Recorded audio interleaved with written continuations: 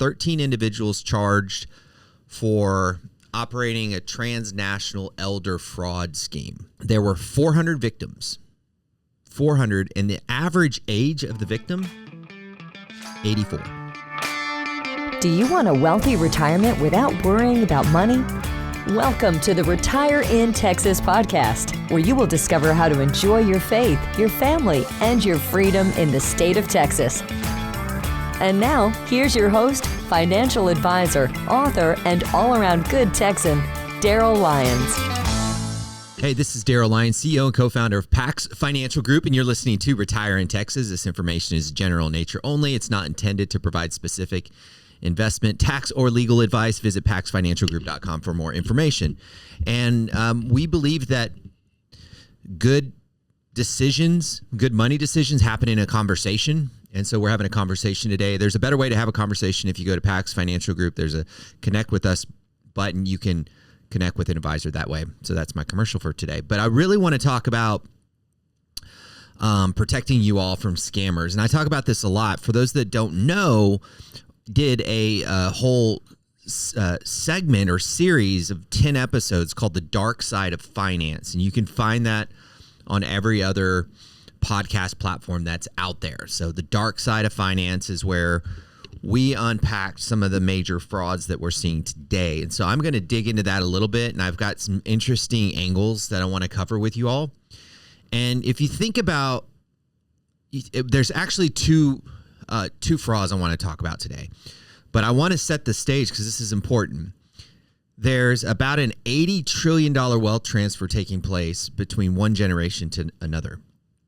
So the baby boomers to Gen Z and Gen X, that money is beginning to get in motion.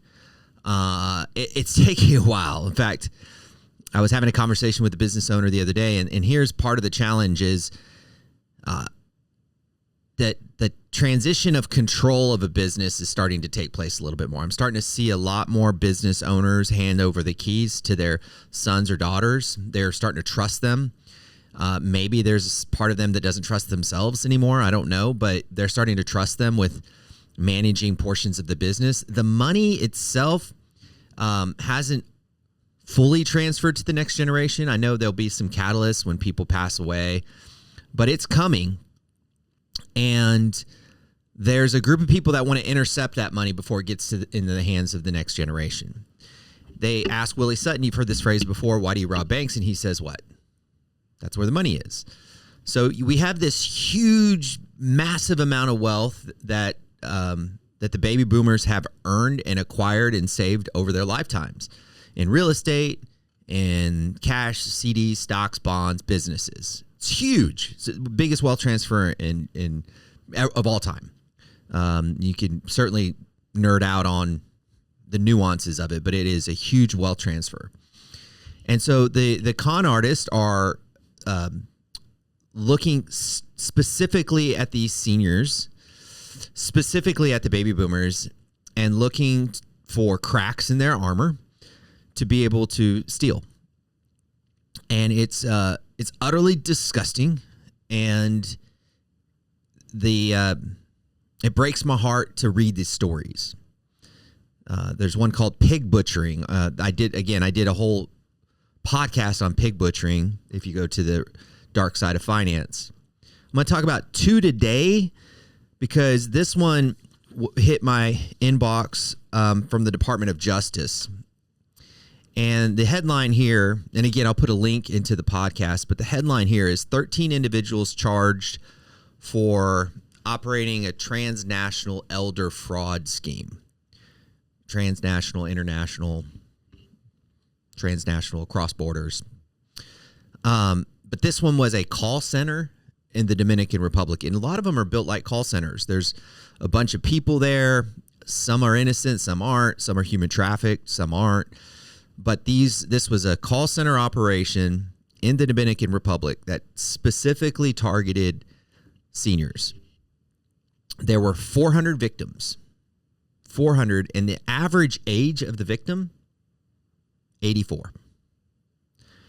They stole about $5 million, which in the big scheme of things isn't a lot, but every family counts. So if somebody gave these fraudsters their last $5,000, that could be devastating. Most of these were in the Massachusetts area, but if you don't live in Massachusetts, don't let your guard down. This is happening everywhere. So I'm actually reading a print copy of the script, so it's kind of hard to see, but again, I'll send you the link so you can see, but they actually, in the Department of Justice, made copies of their scripts. So in the call centers, people are using these scripts to scam the elderly. And what they do is they pretend that they're the grandkids. And so it'll be something like this. Hey, Mama, or Tia, or I shouldn't say Tia, but Grandma. Hey, Grandma. We'll do that. Hey, Grandma. It's Julie and your granddaughter. I'm in Florida.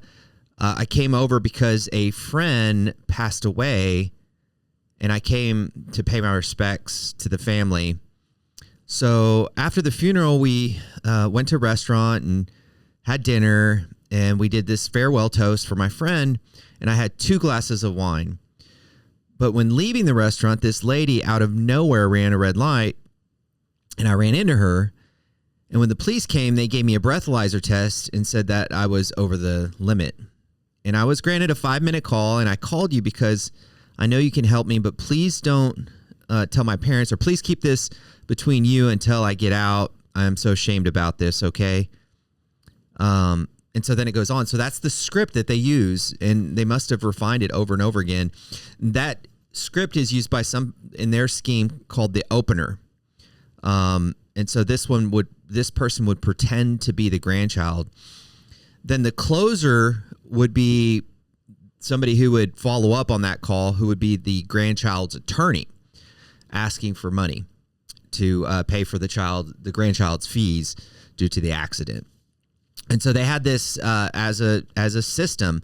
Now, you still have part 2 of this where, okay, you may have convinced grandma or grandpa, but how do you get the money to these con artists? Well, they do it multiple different ways, but believe it or not, they'll actually hire a Uber driver and tell the Uber driver, and the Uber driver, the rideshare driver, can be completely clueless. Hey, I need you to pick up a package from this address. If you can pick it up and then drop it off and mail it here. The rideshare people will do those kind of things. I didn't know that. So the rideshare drivers were innocently picking up packages of money, boxes of money from these grandmothers, and then shipping it to the Dominican Republic, unsuspecting, like clueless rideshare drivers. I'm going to go to this neighborhood, pick up a box. I'm going to put it in the mail. That's what they get paid to do. And, it's usually just a shoebox of cash or whatever. You don't want to be, they obviously don't want traceable. So no wires or no, ACHs or credit cards. It's cash. This particular one, I didn't hear about cryptocurrency, but oftentimes cryptocurrencies are used. And then if they're not greedy enough, they often will call back and say, we didn't get the money and something happened. There was a mix up. You're going to have to send it again. And then they have this running board of the names of their victims and the roles that different people are playing, along with the amount of money that they collected. I mean, it is a very, very sophisticated system. These people did get busted. If you feel like, I think it's worth mentioning, if you feel like you are a part of some fraud or have been exposed to it, please call 1-800-CALL, CALL FBI. Call FBI. That's 1-800-225-5324. Really a horrible experience for everyone here. A lot of people lost money. But one question you've got to ask is, like, how do the grandparents discern whether or not it's their grandkid or not? First of all, some of these, if their average age is 84, there's some hearing issues likely, and who knows. But here's where the second scam I want to make sure that you're aware of that's happening in real time right now all the time. And this is just recording of your family members' voices. And so what what these con artists are doing now is they're finding video clips that you might have produced online, Facebook, Instagram, of your kids, and they only need 3 seconds of audio. Only 3 seconds of audio to feed that into the Chat GPT machine or whatever AI machine, and then they create their own voice recognition that duplicates people that you love. It replicates it. And then you'll get a phone call, and that phone call, here's where they get really tricky. The phone call will come from a local area code, so you'll pick it up. Okay, so maybe. I mean, I don't pick up my phone very often anymore, but you'll pick it up because it's local, and it'll be your granddaughter, grandson, somebody you love, and it'll be their voice. It'll be their voice that was AI duplicated, and these are often hard to figure out. They will ask for untraceable money, like I mentioned before, cash, gift cards. Those are popular. There's also scams where they'll replicate an executive's voice to try to get somebody to wire money, an assistant. But oftentimes they're really going after family members, and you just have to really start to begin developing instincts. And I think that's the challenge right now. We haven't been hit enough in our neighborhoods and our communities yet, so we still have this naivety. And these con artists are gearing up for the next wave of very effective scams against families and seniors. And it's incumbent upon all of us as a community to train each other and be aware of what might be happening, specifically for our grandparents. We have to start taking a little bit more precaution. If you really want to get ahead of this, you may want to take down some of the audio that's on social media. I'm all over the place, so it's hard for me to do that. But if you're concerned about that, that's a good step. A secret family passphrase would be helpful that only you guys know, because be careful of saying, okay, if somebody calls and says my pet Lily, and you're like, oh well, a scam artist wouldn't know pet Lily. No, they will go through your whole social media, and they'll know your pet's names, what high school you went to, the mascot, everything. All of us have trails of breadcrumbs that these con artists will pick up to make the case that it's a legit call. So a secret passphrase is helpful.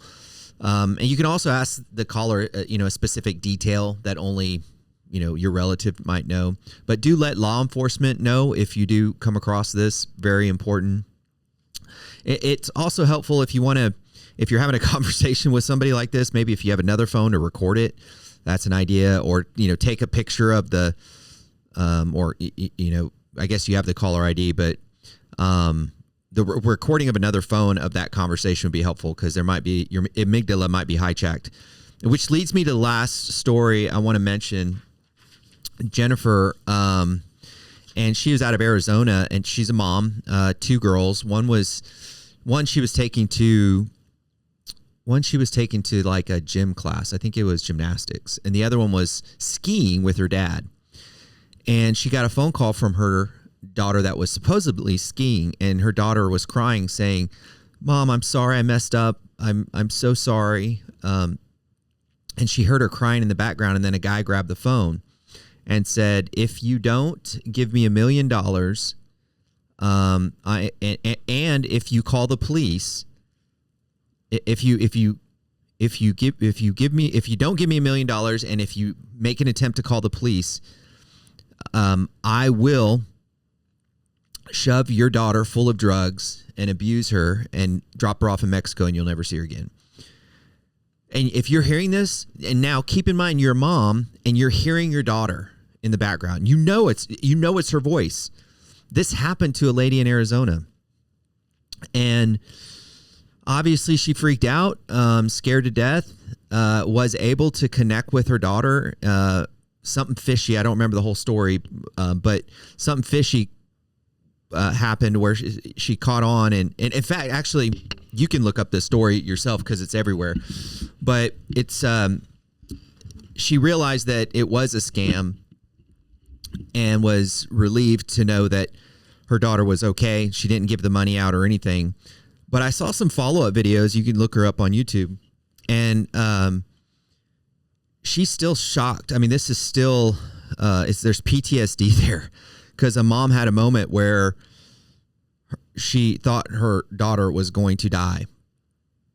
So there's this financial element that exists, but I don't think we recognize the emotional pain that this causes to all of us. I mean, we're talking about moms thinking that their children are dying. We're talking about lonely old men that get in a romantic relationship with a con artist overseas. We're talking about a grandma that's scared about a grandson that's in jail. There's not only a financial piece, but an emotional piece involved with all of these scans. And I just want you to be aware of this. I want you to be on point, and I want to make sure that you keep your head on a swivel as we continue to navigate this new iteration of con artists, and like Willie Sutton, they're going where the money is. So I hope that was helpful. Hope it doesn't disturb you too much. I hope it gives you enough awareness to start training you and your family to get in front of this. And as always, thanks for tuning in to Retire in Texas. And I want to remind you, you think different when you think long-term. Have a great day.